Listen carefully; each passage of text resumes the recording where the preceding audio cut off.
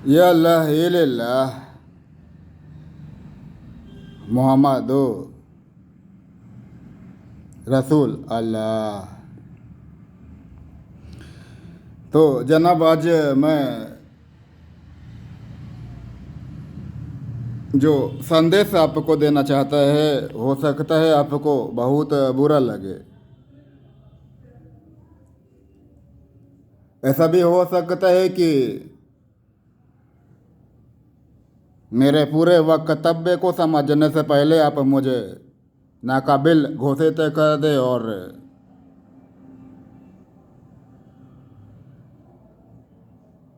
अगर मैं कार्य पे हूँ तो मुझे तात्काल प्रभाव से स्वतंत्र प्रभार से कर दें।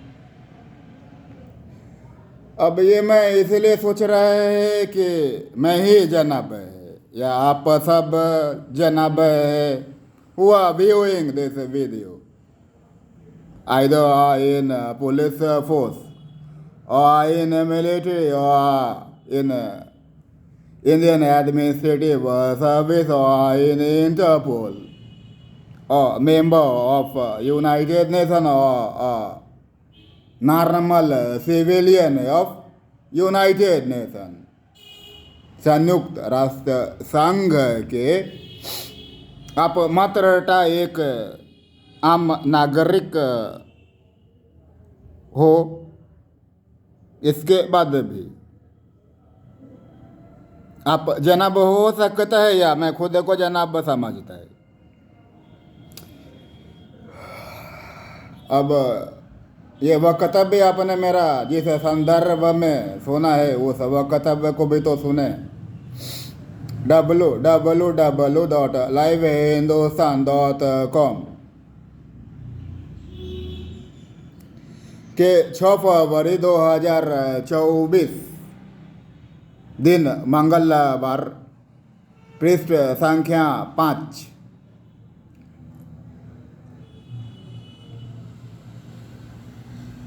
पे एक खबर छपा है।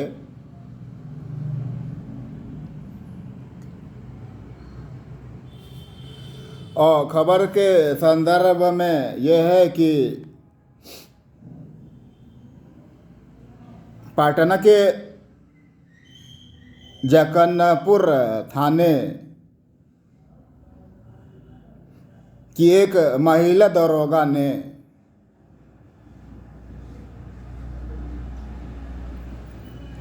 जगन्नाथपुर थाने के एक्स पूर्व थानेदार सुदामा सिंह पर महिला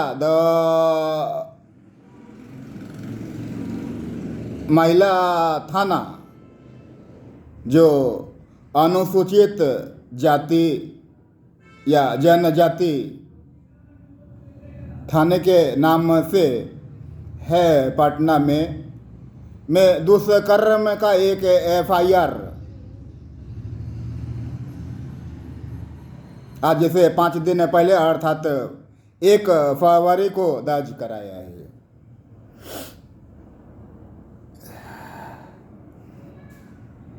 इतने टाइम सुदामा सिंह ट्रांसफर होके किसी और जिला में है अर्थात SSP पटना के अंतर्गत नहीं है।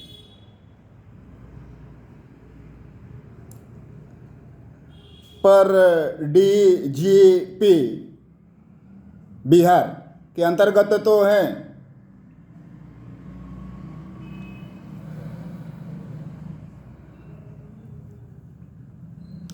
अब अंदर जाने से पहले मैं ये समझना और आपको समझाना चाहता हूँ कि ये दरोगा जो जगन्नाथपुर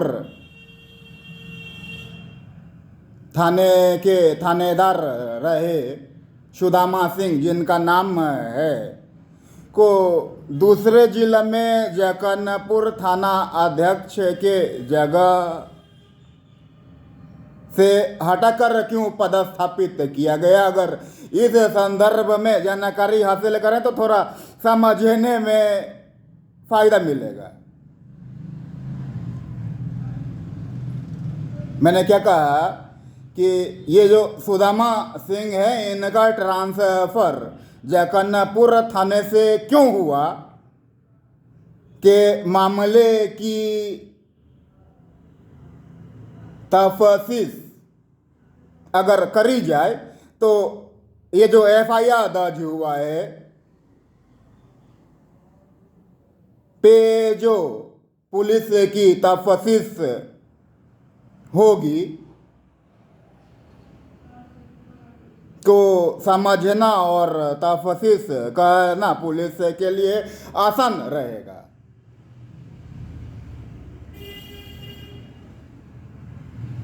अगर ये एफआईआर सही दर्ज कराया गया है तो बिल्कुल वो जद में आते हैं जहाँ उनके साथ वही होगा जो होना है, जो हर पिछले इस तरह के एफआईआर पे जो भारतीय न्याय प्राधिकरण ने फैसला दे रखा है और उक्त दागी जिधर से गुजर रहा है, जिधर से गुजरा है से गुजारे जाएंगे, गुजरना होगा।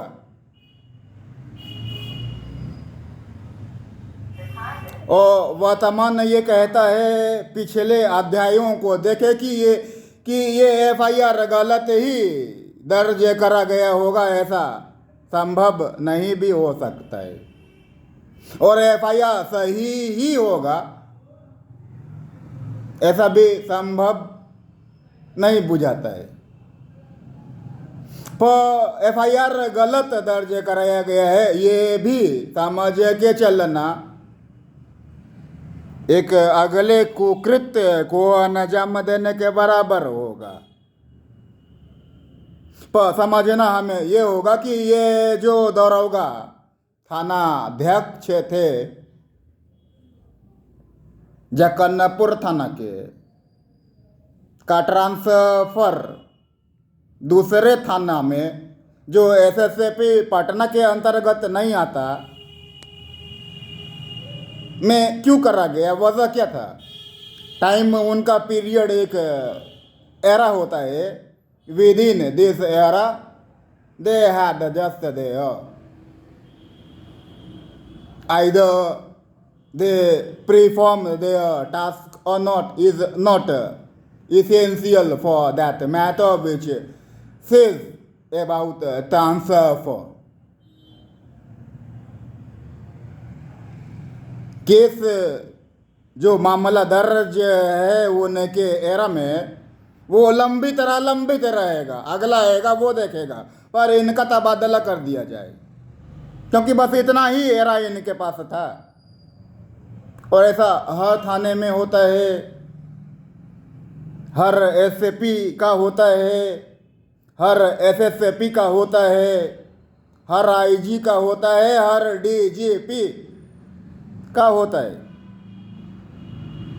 तो समझना ये है कि इनका एरा इनके ट्रांसफर के समय में ख़त्म हो चुका था क्या, या इनका एरा जो एरा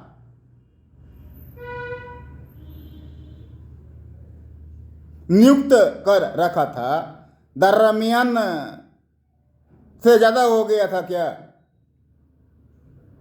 अगर ज़्यादा हो गया था तो तबादला में देरी क्यों हुई थी? अगर एरा से पहले इनका तबादला हुआ है तो क्यों हुआ है? और पटना शहर के एसएसपी, पटना शहर के तमाम थानेदार,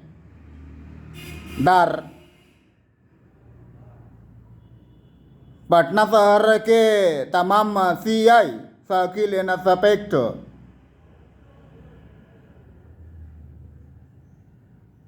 को मालूम है कि उन लोगों के बीच में कैसा एरा चल रहा है। नगर निकाय का जो चुनाव हुआ रहा, अभी पिछला हुआ ना,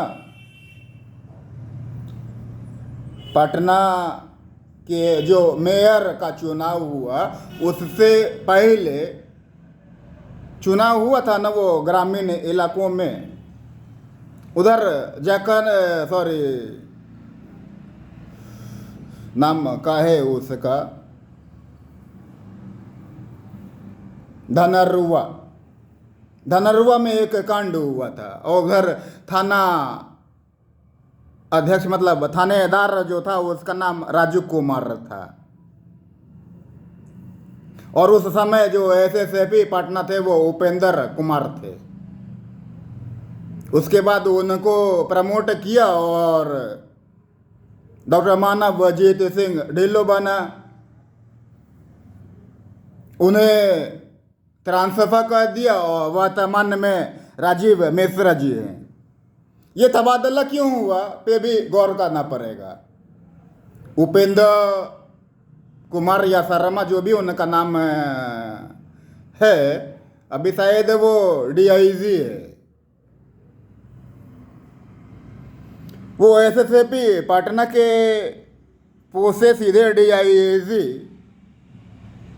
प्रमोट कर दिया गया। क्यों? एरा आ गया था, मालूम एरा आ गया होगा।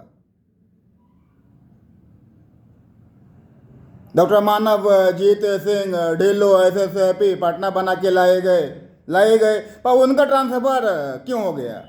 जहाँ ये राजीव मिश्रा जी एसएसपी पटना बना के बैठाए गए और निवर्तमान में चल रहे हैं, इसको भी समझें। अब आगे लिखा इसमें क्या है कि इस मामले के सामने आने के बाद पुलिस महकमे में खलबली मच गई हुई है। कुछ रोज पहले ही इंस्पेक्टर सुदामा का तबादला दूसरा जिला में हुआ है। पीड़ित जो महिला दरोगा है का आरोप है कि इंस्पेक्टर सुदामा उसे काम के बहाने थाने के सरकारी आवास में बुलाते थे। ऐसा हो सकता है कि वो जो इंस्पेक्टर सुदामा सिंह थानेदार थे वो महिला दरोगा को काम के बहाने, फाइल्स को डील करने के बहाने या मीटिंग के बहाने,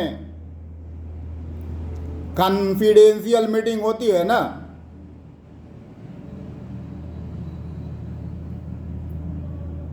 को अपने सरकारी आवास पे बुलाते रहे होंगे। ये होता रहा होगा। अब इधर एक सवाल और उठता है कि बुलाते रहे होंगे या बुलाते थे या बुलाया था, दोनों में अंतर है। बुलाते रहे होंगे या बुलाते रहे थे means it happens many time.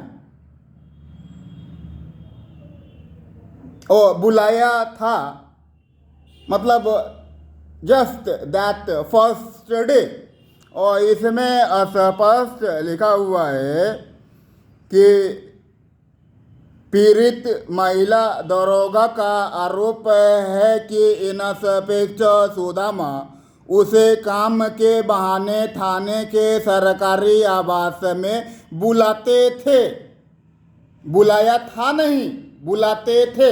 मतलब उस दिन, जिस दिन का ये जिक्र कर रही हैं, जक्कनपुर थाने की ये महिला दरोगा, उस दिन से पहले भी वो इंस्पेक्टर सुदामा के बुलाने पे उनके सरकारी आवास पे जाया आया करती थी।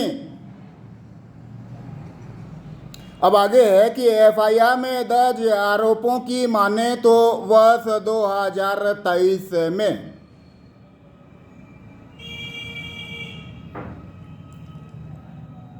इंस्पेक्टर सुदामा का तबादला किस समय हुआ है?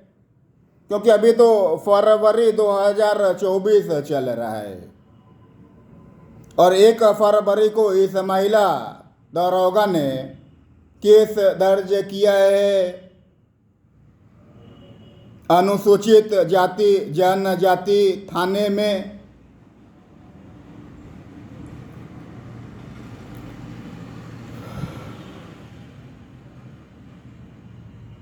तो एफआईआर में दर्ज आरोपों की माने तो वर्ष 2023 में ही इंस्पेक्टर सुदामा महिला दरोगा को अपने सरकारी आवास में बुलाया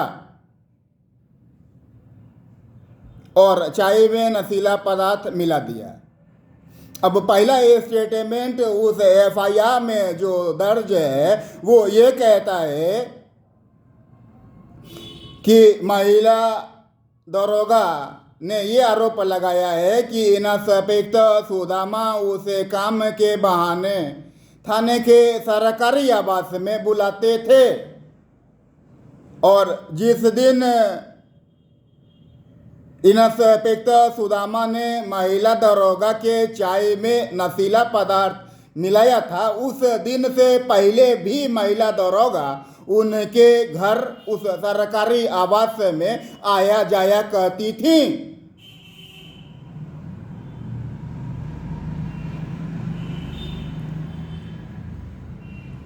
अब आगे लिखा है कि उस चाय को पीते ही महिला दरोगा बेहोश हो गई बेहोश, क्योंकि चाय में नशीला पदार्थ मिला हुआ था, बेहोश हो गई। जब उसे होश आया तो महिला दरोगा ने खुद को असहज पाया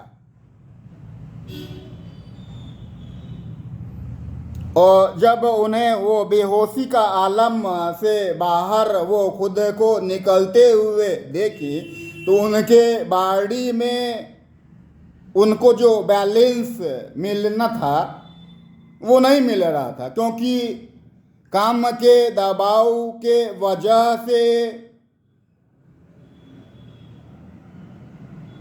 एक सहजता बदन से चली जाती है, पर वो सहजता तो उन्हें रोज मिलती रही जब वो अपने सरकारी आवास में निद्रा की अवस्था में जाती थी। ऑफ टाइम में कार्यों को संपादित करने के बाद जब उनका रेस्ट पीरियड आता था, जिसे इंडियन आर्मी रिफ्रेशमेंट टाइम बोलता है, के दरमियान वो उसी प्रेशर को अपने मस्तिष्क में लेकर ही निद्रा की अवस्था में जाती थी।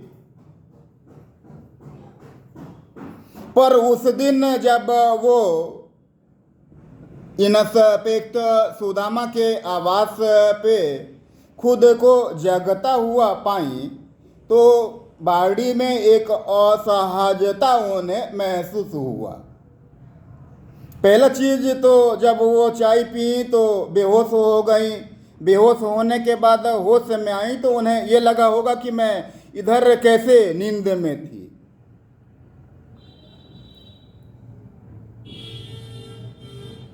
पहला चीज। फिर उसके बाद उनको उनके बदन में बैलेंस नहीं मिल रहा था, जो नॉर्मल बैलेंस रोज उनकी निद्रा में जाने के उपरांत वापस जागृत अवस्था को पाने के बाद मिलती रही, वो उन्हें नहीं मिली। ये भी समझ में आ रहा है। अब आगे लिखा है कि पीड़िता का आरोप है कि उसके साथ दुष्कर्म हुआ। अब ये जो पीड़िता का आरोप है उस महिला दरोगा का कि थानेदार ने उसके साथ सेक्सुअल रेप किया था जब वो नींद में चली गई थी,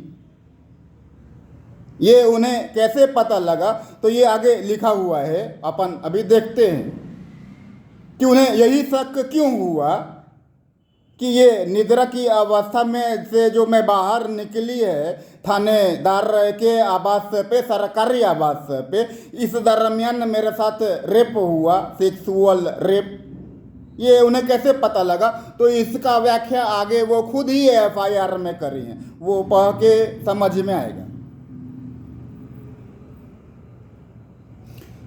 उनका आरोप है कि थानेदार सुदामा सिंह ने उनकी अश्लील वीडियो भी बनाई और उसे ब्लैकमेल करने लगे। अश्लील वीडियो का मतलब क्या होता है? नंग धरंग बदन।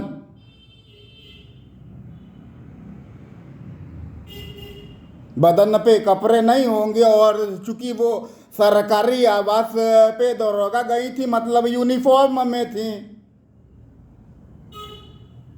और जब वो होश में आई तो उनको उनके बदन में असहजता मिला, पर बदन पे यूनिफॉर्म था, ऐसा वो उनके वक्तव्य में कह रही हैं। या उसी समय उन्होंने देखा कि मेरे बदन पे कपड़े नहीं हैं।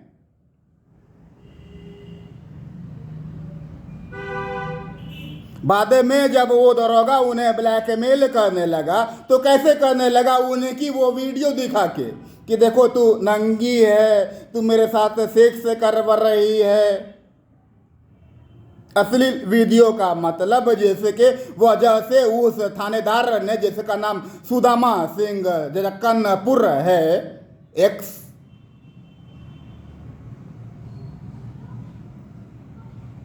ने उसे वही वीडियो दिखाया होगा ना, या और कोई वीडियो दिखाया जिससे वो ब्लैकमेल होने लगी। वो भी आगे वो खुद ही बता रही है। देखिए, वीडियो को भय दिखाकर, माने वीडियो का भय दिखाकर कई बार उन्होंने महिला दरोगा के साथ दुष्कर्म किया। अब ये खुद पुलिस में हैं, इनका अश्लील वीडियो बना लिया और उस वीडियो को मतलब वायरल न कर दे, सबको बता न दे, ये बहाना बताकर उस महिला दरोगा के साथ उस सुदामा सिंह इंस्पेक्टर ने कई बार बलात्कार किया या संबंध बनाए, जिसके लिए वो स्वतः और स्वयं तैयार थी, क्योंकि वो वीडियो वो लोगों में बांट देता। डॉक्टर सुदामा सिंह जो थानेदार थे, वो उस वीडियो को वायरल कर देते। अगर वो महिला दरोगा उनके साथ हम बिस्तरी के लिए तैयार नहीं होती, इसी भय के वजह से वो महिला दरोगा जो इंस्पेक्टर सुदामा सिंह के साथ, जो उस समय जक्कनपुर थाने के थानेदार थे, ने कई बार सेक्स किया। मतलब वो जो महिला दरोगा है वो स्वतः तैयार हो गई कि हाँ हमको फक करिए, पर ये वीडियो वायरल नहीं कीजिए। ये किन लोगों के वजह से डर था और उस वीडियो में ऐसा क्या कंटेंट था?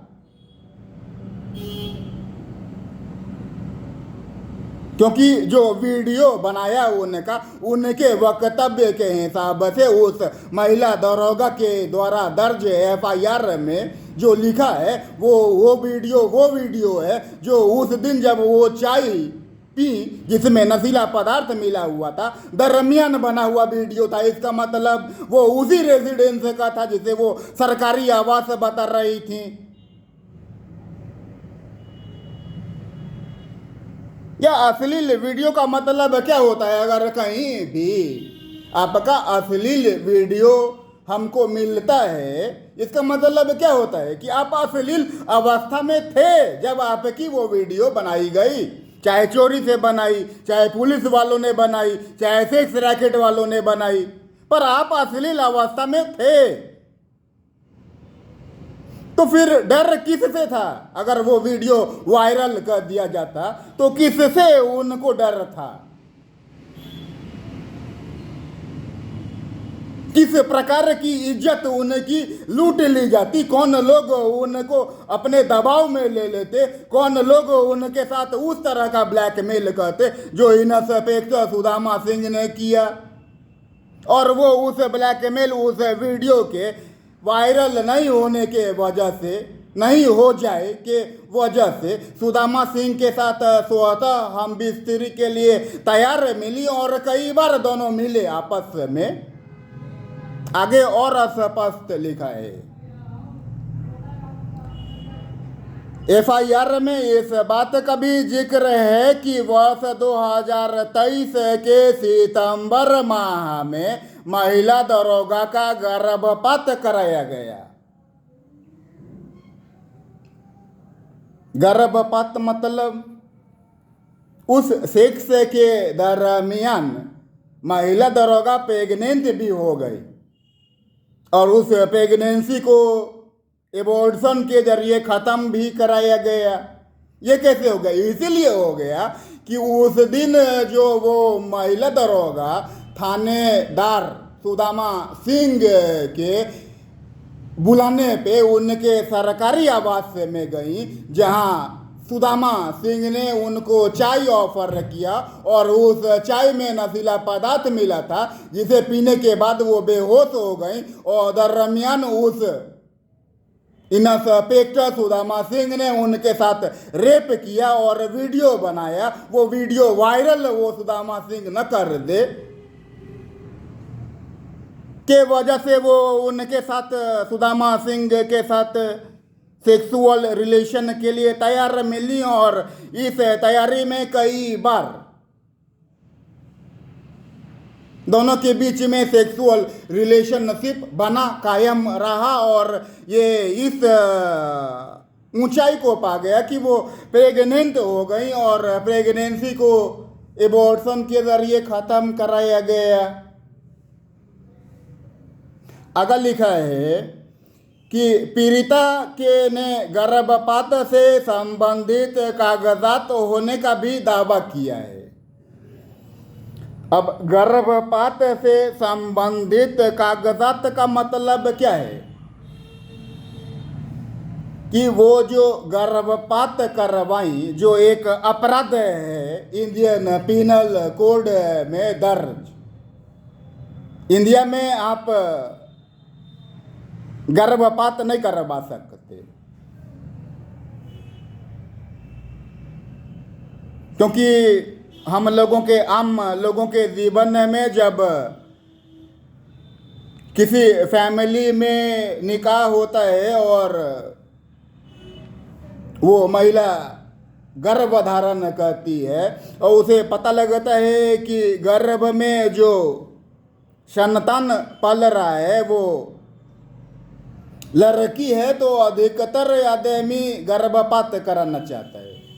इस वजह से एक अध्यादेश जारी करा हुआ है भारत सरकार के द्वारा कि आप इधर गर्भपात नहीं करवा सकते और गर्भ में जो संतान है वो लड़की है या लड़का, ये जब पता लगेगा जब आप अल्ट्रासाउंड करा के पता करेंगे। इसीलिए ये प्रक्रिया अल्ट्रासाउंड की भी प्रतिबंधित है हिंदुस्तान में। फिर ये गर्भपात कैसे हो गया और इसका कागजात उनके पास है, कैसे है? आगे लिखा है, उनका आरोप है कि थानेदार ने अपनी ऊंची पहुंच होने का दावा करते हुए उसे इस बात को किसी से नहीं बताने की धमकी दी थी। पहला तो उनका डर था कि ये वीडियो वायरल हो गया जिसमें वो दरोगा उन्हें नग्न अवस्था में कैमरे में कैद कर लिया है, या वो दरोगा उनके साथ जो सेक्सुअल रिलेशन बनाया, जो रेप था, क्योंकि दरमियान वो निद्रा की अवस्था में थी, के वजह से उन्हें परेशानी होनी थी। तो किन लोगों से परेशानी होनी थी? पुलिस महकमे में उनके ब्लड रिलेटिव्स या कुछ और तबके के लोग जो हम आप लोग होते हैं, किन लोगों से परेशान होना था उन्हें, जिससे बचने के लिए उन्होंने सुदामा सिंह के साथ स्वतः खुद को हम बिस्तरी करने के लिए स्वीकृति दे दी।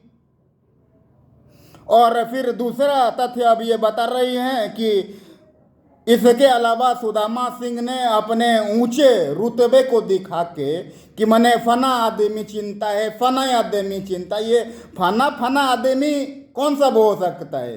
पुलिस महकमे का उच्चाधिकारी जो महिला दरोगा की नौकरी खा जाते, या अंडरवर्ल्ड के लोग जिनके हाथों महिला दरोगा की हत्या वो इंस्पेक्टर सुदामा सिंह करवा देता, या वो सेक्स रैकेट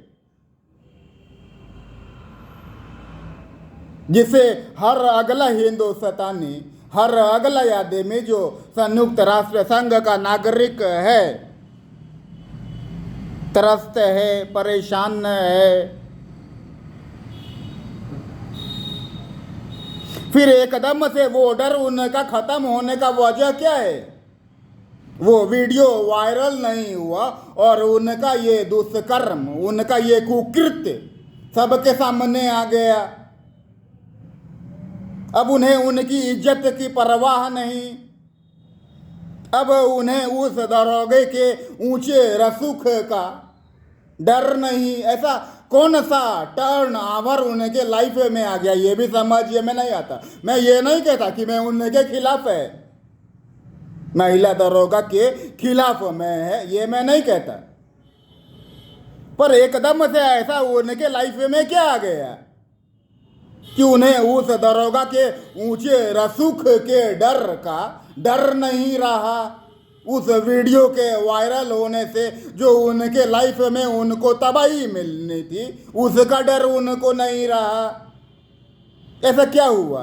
और तीसरा चीज जो सबसे पहले मैंने कहा है कि ये जगन्नपुर के थानेदार का तबादला क्यों और कैसे हुआ, इसकी जानकारी क्योंकि पूरा पटना जान रहा है।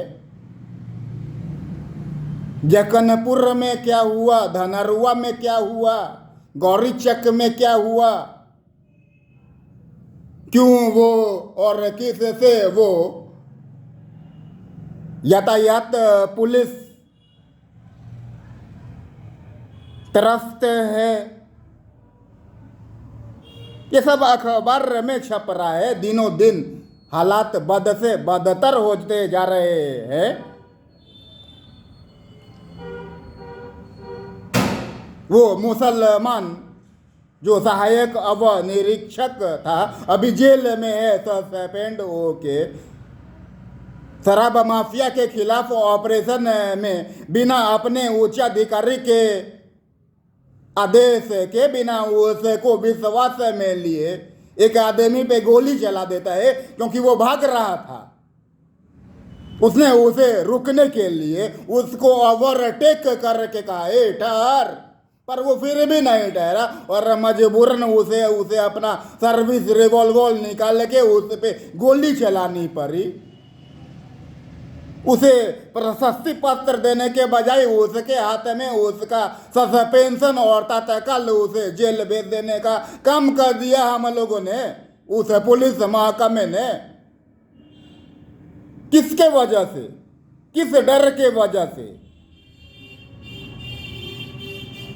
ये सत्य है कि उस सहायक अवर निरीक्षक जो एक मुसलमान था ने अपने उच्चाधिकारी जो उस समय साइट पे थे को विश्वास में नहीं लिया, का आदेश लेने का जरूरत नहीं समझा और उस भाग रहे आदमी का पीछा अपने सरकारी वाहन से किया, उसको ओवरटेक किया, उसको रुकने के लिए कहा और वो फिर भी नहीं रुका। मजबूरन उसने अपना सर्विस रिवॉल्वर निकाला और गोली चला दी जो उसके पीठ में लगी।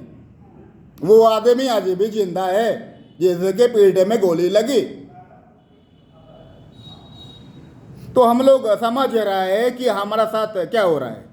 तो समझना ये है कि ये महिला दरोगा के जीवन में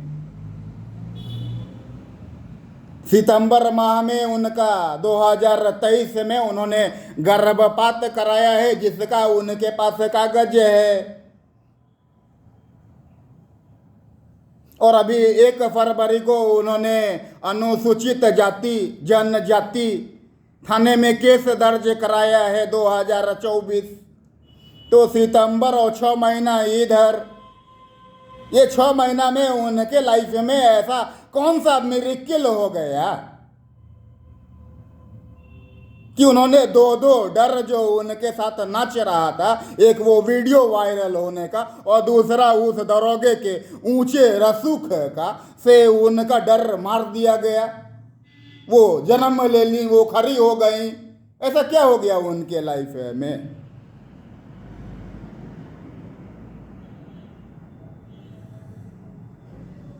अभी हम लोग वो समस्तीपुर के वायरलेस ऑपरेटर आरती कुमारी की आत्महत्या की कथा भूल भी नहीं पाए। 112 का जो वायरलेस सिस्टम है के ग्राउंड पे वो आसीन थी, उस समय जब उन्होंने खुद को फांसी लगा के आत्महत्या करके लोगों को बताया, क्या उनके साथ हुआ था अभी तक हम लोग नहीं समझ पाया, जबकि उनका हस्बैंड भी पुलिस में ही था। वो कलकटर नहीं, क्या तो नाम है अभी याद नहीं आ रहा, एक आदमी के साथ भाग गई, उसका भी हस्बैंड पुलिस में था, उसने उसे पढ़ा लिखा के कलेक्टर बनाया। पटना ही एसएसएफई के अंतर्गत 3-4 महिलाओं का इसी तरह का केस जो पुलिस में शामिल है सदे का आया है कि हस्बैंड भी है और वो पुलिस में शामिल हुई और पुलिस महकमे के ही किसी पदाधिकारी, किसी अधिकारी के साथ उन्हें लव हो गया और उन्होंने अपने हस्बैंड की परवाह नहीं करके उसके साथ शादी कर ली, भाग गई। कई केस है दर्ज, अखबार में है, थाने में दर्ज है। असल में मैं कहना ये चाहता है कि थोड़ा दिन पहले जाओ, जब रूस और यूक्रेन के बीच में वार डिक्लेयर हुआ तो चाइना के प्रेसिडेंट जिनपिंग ने ये कहा कि Zelensky is hacked by machine, ills अगर ऐसा नहीं है तो उसे मालूम था जेलेंस्की को कि उसे रसिया के साथ रहना है, नाटो के साथ नहीं। पर चूंकि वो मशीन से हैक्ड है, इसलिए उसके नर्वस सिस्टम में ये बात रही नहीं, उसे सब कुछ उल्टा समझ में आ रहा है। और वजह है कि वो रसिया के साथ देने के बजाय नाटो के साथ है, अमेरिका, जर्मनी, इंग्लैंड। इसका मतलब क्या होता है? Zelensky is hacked by machine. ये चाइना के राष्ट्रपति की प्रधानमंत्री कौन है, वो शी जिनपिंग का वक्तव्य है। आप URL पे डालो तो आपको आज भी वो स्टेटमेंट मिलेगा। आप उस दरमियान के जो वाइडन के स्टेटमेंट को देखें, जब उन्होंने अमेरिका के राष्ट्रपति के पद पे खुद को आसीन करने के बाद अमेरिकियों को पहला संदेश दिया था, तो उसमें उन्होंने कहा था मैं एक हारा हुआ खिलाड़ी हूं, I am a loser and that's why I am not able to be in cold war with China. मैं चीन के साथ शीत युद्ध में खुद को देखूं इस काबिल मैं मेरे को नहीं देखता। और फिर एकदम से यूक्रेन का साथ दे दिया मास्को के खिलाफ। अफगानिस्तान का पैसा जो वर्ल्ड बैंक में पड़ा हुआ था उस पे पाबंदी लगा दी कि जब तक ये तालिबान खुद को साबित नहीं कर लेता कि वो एक अच्छा शासक है, तब तक अफगानियों के द्वारा जो वर्ल्ड बैंक में अफगानिस्तान का पैसा पड़ा हुआ है उसे अफगानिस्तान वर्ल्ड बैंक से बाहर नहीं कर सकता। तालिबान में ही अल जवाहिरी को मार गिराया। अल जवाहिरी तालिबानी है क्या? नहीं, वो अलकायदा का चीफ था। तो फिर वो अफगानिस्तान के ज़मीन पे कैसे मारा गया? अगर वो अफगानिस्तान के ज़मीन पर था इसका मतलब उधर तालिबान नहीं अलकायदा है। और चीन तो कहता आ रहा है कि उधर तालिबान नहीं अलकायदा है। और जो बाइडेन कह रहे थे नहीं अलकायदा और तालिबान में अंतर है। Taliban is something else and al Qaeda is something else. We won't ask about the Taliban that they are terrorists, but Al-Qaeda is an organization of terrorists. फिर तालिबान के शासन में वो अल-कायदा का चीफ अल जवाहिरी अफगानिस्तान में क्या कर रहा था? क्योंकि उसकी हत्या तो FBI ने अफगानिस्तान के ज़मीन पे करी थी या कहीं बाहर किया था। उस समय पाकिस्तान के जो आर्मी चीफ थे वो बबेजा थे। उसके बाद चाइना ताइवान में अटैक करने को सोचा। उधर वो ताइवान को जो बाइडेन सपोर्ट करने लगे। इधर गाजा में मार फांसा ईरान और इजराइल में, वो इजराइल के साथ खड़ा मिल रहे हैं। अब ये सब वो कर रहे हैं और उनका राष्ट्रपति पद पे आसीन होते ही अमेरिकियों के नाम संदेश में वो कहते सुनाई दे रहे हैं, अपन हारा हुआ खिलाड़ी है, अपन शीत युद्ध के लिए तैयार नहीं है। फिर ये क्या हो रहा है? अब इस स्टेटमेंट को चाइना के प्रेसिडेंट के स्टेटमेंट से मिलाओ। Zelensky is hacked by machine. What it mean?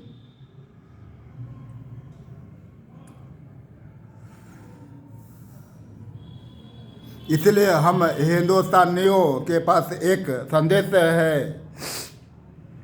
चमक उठी थी 1857 में। वो तलवार पुरानी थी पर चमक उठी थी। और ऐसा ही सब कुछ उस दरमियान भी चल रहा था, क्योंकि इंग्लैंड का कब्जा था।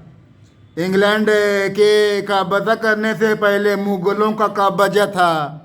मुगलों के कब्जा से पहले फ्रांसीसियों का कब्जा था। अर्थात फ्रांसीसियों को मार के भगाया मुगलों ने और हमारी जमीन पर कब्जा कर लिया।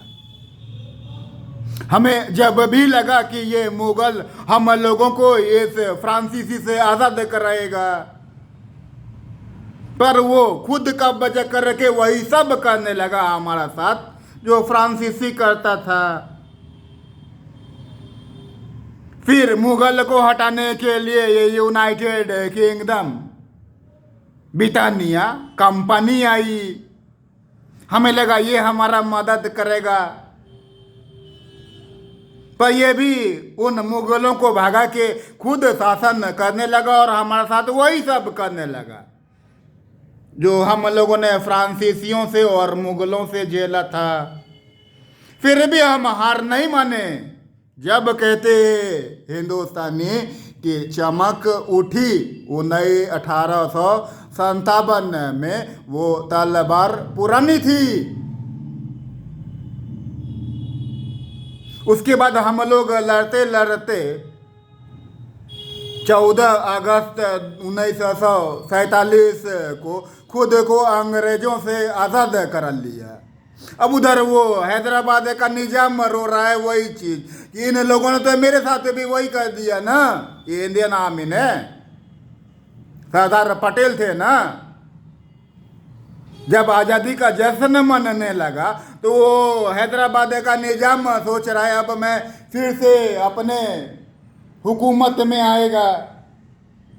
अब सरदार पटेल कह रहे नहीं, आप तो हुकूमत में नहीं आएगा, क्योंकि हम लोग इंडियन आर्मी बनाएगा, ये मैप है हमारा, इसमें आप राज्य नेता होके प्रधानमंत्री हो सकता है। अरे हम प्रधानमंत्री हो जाएगा, जिन्ना के तू प्रधानमंत्री बनने नहीं दिया, जो तुम्हारे साथ खून बहाया है अपना, तू खुद बन बैठा गृह मंत्री और हमरा कहता है हम बनेगा प्रधानमंत्री। कह अभी तेरा हुकूमत है, तू जीत नहीं तो अपने ऊपर भी आरोप है, जिसे अपन इंडियन आर्मी बोलते हैं। अब ऐसा सोचो कि चाइना कहेगा कि ये जो मिडिल ईस्ट है पे हम कब्जा कर रहा है, वो श्रीलंका मिला लिया, नेपाल मिला लिया, पाकिस्तान मिला लिया। अब हम इंडियन ने कहेगा कि नहीं हम तो आज़ाद रहेगा, हम तो आज़ाद है, तो लड़ रहा हमारा से बर्बाद कह के मार देगा, नहीं मार देगा।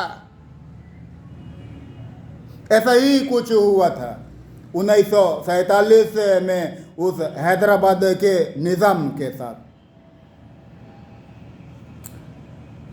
खैर ये समस्या अपनी नहीं है, वो बातें पुरानी है, और हैदराबाद के भी ज़मीन को हम इंडियन आर्मी वही समझता है जो बिहार के ज़मीन को समझता है, महाराष्ट्र के ज़मीन को समझता है, पश्चिम बंगाल के ज़मीन को समझता है, तमिलनाडु के ज़मीन को समझता है, अरुणाचल प्रदेश के ज़मीन को समझता है।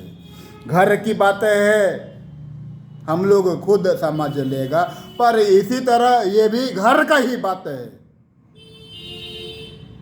कि आखिर इस महिला दरोगा को इस बीच में ऐसा क्या तथ्य मिल गया, कौन सा ताकत मिल गया कि इसने वो दो एविडेंस को दरकिनार कर दिया, जिस एविडेंस के वजह से उसने स्वतः उस थानेदार सुदामा सिंह के साथ अवैध शारीरिक संबंध बनाने की स्वीकृति दे दी। ये समझिए में मेरे नहीं आ रहा, आप क्या आ रहा हो तो बहुत अच्छा बात है, वरना इंडियन आर्मी एक गाना गाती है, ज़्यादा की नहीं तमन्ना हमको, थोड़े में गुजारा चलता है, पर हम उल्टा गाता है, अटैक्स पे ऑफ इंडियन आर्मी, थोड़े से नहीं होता गुजारा हमारा, ज़्यादा की तमन्ना रखते हैं। तो इस थानेदार के साथ बिल्कुल वही होगा, वही होना चाहिए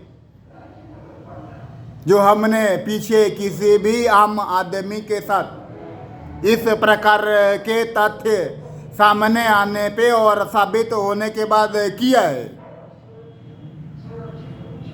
पर उसी तरह इस महिला दरोगा से ये पूछना बहुत ज़रूरी है कि आखिर इतने दिन में आपके पास वो कौन सा ताकत आ गया, वो कौन सा ताकत आप में जन्म ले लिया कि आपको वो दो डर से डर नहीं लगा, जिसके वजह से आपने रेप हुए बदन को सेक्सुअल मजा लेने में छोड़ दिया, बहने दिया,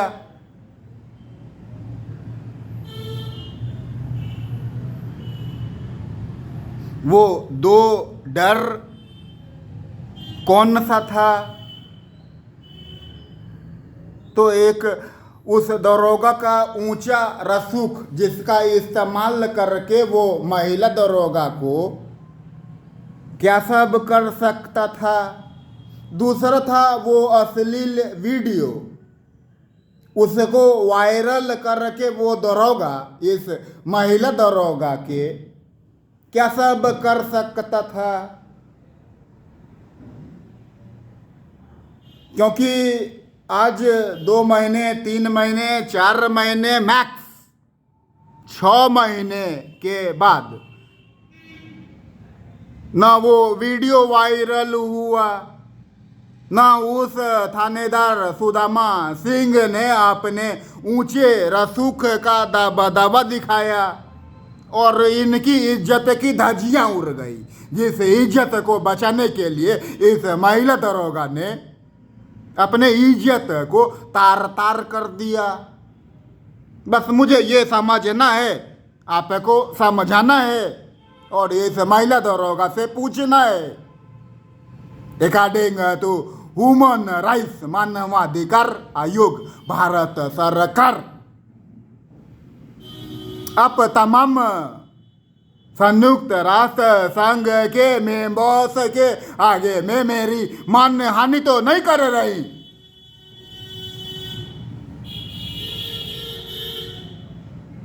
समझ में नहीं आया। You hadn't the ability to understand and you are asking that I am in a police force.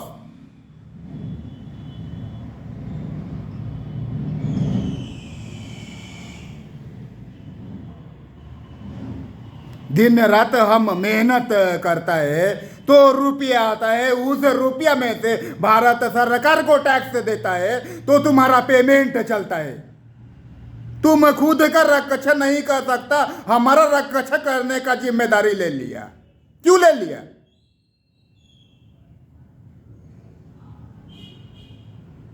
समझना पड़ेगा, बूझना पड़ेगा, बताना पड़ेगा।